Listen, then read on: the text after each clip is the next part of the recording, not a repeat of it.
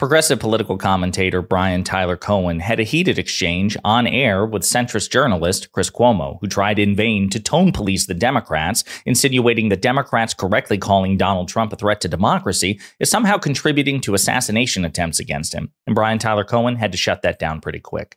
But before we unpack all that, if you end up liking this video and you want to support the channel, please be sure to hit the like, subscribe, and alert bells before you go. All right, friends, I have a clip to show you here. It's a segment from a full interview, which I have not seen because it's not dropped yet, between Brian Tyler Cohen on YouTube, MSNBC commentator as well and contributor. He's massive. I think like 3 million subscribers. Dude is killing it.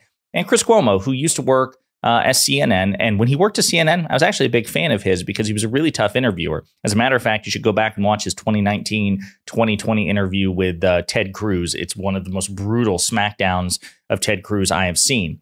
However, since leaving CNN and joining NewsNation, Chris Cuomo has become much more of an enlightened centrist than I would like. And so in this exchange, Cuomo himself is a little animated, and he seems to suggest that Democrats calling Trump for what he is actually contributing to the threats against Trump's life. And Brian Tyler Cohen is justifiably annoyed by that, and he shuts it down with pretty good examples. The guy's not a despot in waiting, Brian. Why paint him as a danger to democracy? What do you think is going to happen?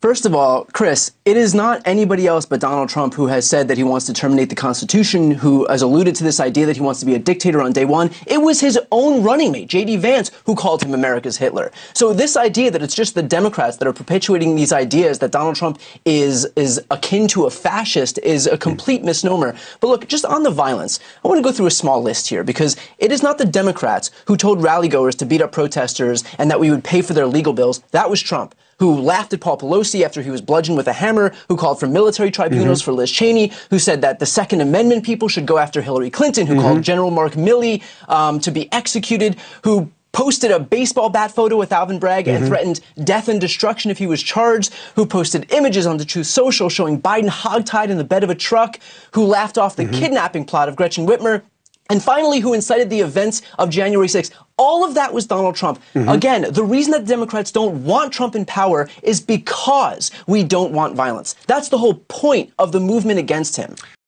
The guy's...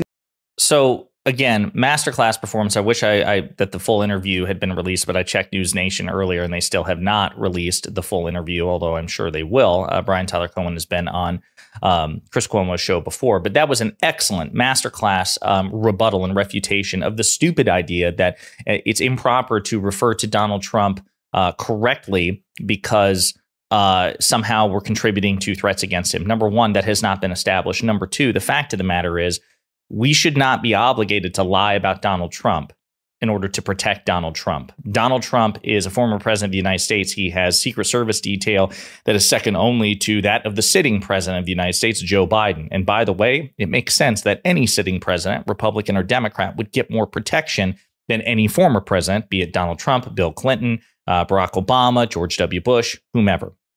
So Donald Trump is well protected, and rightly so. As a matter of fact, people are advocating for him to be further protected by increasing resources to the Secret Service. I'm fine with that. But the fact of the matter is Donald Trump is an authoritarian, and Donald Trump has promised authoritarian outcomes. He has attempted to deliver authoritarian outcomes in real time, on camera, for the span of certainly during his presidency, but even before that, when he was a candidate in 2015, 2016, he was promising authoritarian ends. And as a candidate in 2024, he's attempting to do the same. Well, Chris Cuomo is saying, hey, just lie about him, grade him on a curve, don't call him for what he is in order to protect civility. That's nonsense. And Brian Tyler Cohen's also correct. I mean, in the sense of when it comes to encouraging violence, inciting violence, Donald Trump is a breed apart. Donald Trump encourages and incites more violence than any politician in this country, certainly more than any Democratic politician. And to pretend that this is not the case is to ask Democrats to lie and to not ask Trump. Instead, what Chris Cuomo should be saying, hey, Donald Trump, if you don't want to be called an authoritarian threat to democracy because you believe or want to cynically argue that it's a threat to your life to be referred to as such, perhaps you should stop acting like an authoritarian threat to democracy. But see, you see how, again, Democrats, the burden is always on Democrats. The burden is not on Trump to not act like an authoritarian. The burden is on Democrats, apparently, to not call an authoritarian. And Brian Tyler Cohen is right to just reject it wholesale. Listen, no, we're not going to do that. Yes, we will continue to call him an authoritarian threat to democracy because he is. Also, here are all the it's not even a comprehensive list of examples of the times that Donald Trump has incited violence or encouraged violence, making him, again, objectively worse than any Democratic politician. But also, the burden is on Trump, and it should be. The New Republic has a good article, speaking of Trump's authoritarianism. It was published within the past 6 days. It was by Greg Sargent. It's a long article. We're not going to read the whole thing. But again, it goes into and it cites many examples of the slow burn authoritarianism of Donald Trump. You've read about the scary horrors of a Trump second term, but a legal war of attrition that harasses MAGA's enemies and transforms government info into propaganda could prove to be more insidious and harder to mobilize against. If Donald Trump wins in November and launches a full-blown authoritarian presidency next year, as he's promised to do in his own words, what exactly would that national nightmare look like?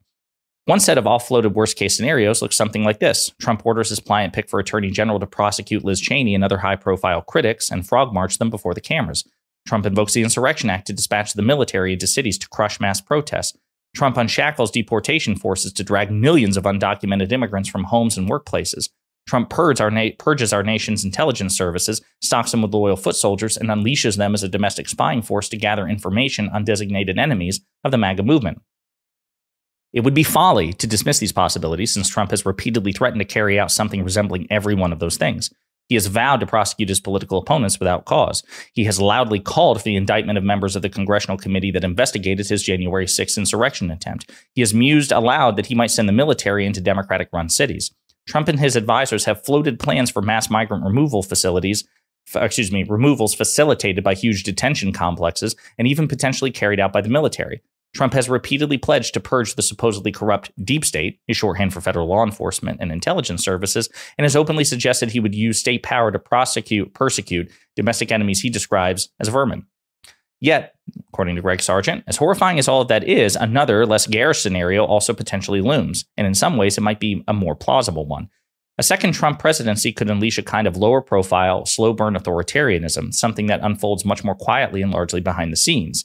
In its targeting of internal enemies and its efforts to carry out revolutionary changes via far-right governance, it could end up being much less dramatic, visible, or splashy, but at the same time, extremely insidious, difficult to track, and very challenging to mobilize against. And he goes into making a very compelling case that instead of, let's say, the more overt fascism of a Nazi Germany, you may get something what we call democratic backsliding, right? So the authoritarianism of Turkey or Hungary, right? Which is in many ways, as Greg Sargent would say, much more insidious, but much less splashy, which is why so many prominent Republicans feel that it's perfectly acceptable to praise Viktor Orban, right?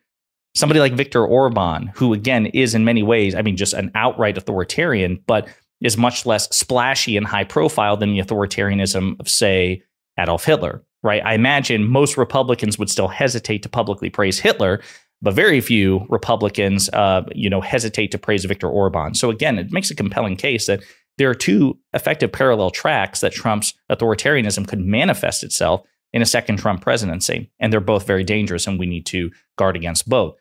But swinging all the way back to the clip that I just showed you, these are reasons why people like Brian Tyler Cohen and myself and others refuse to let Republicans or enlightened centrists bully us into not referring to Donald Trump for what he is. So again, to a centrist watching or to a conservative watching or to a Trump sympathizer watching, if you don't want people to correctly call Donald Trump an authoritarian threat to democracy, you should use your power, your voice to urge Donald Trump and MAGA to stop being authoritarian.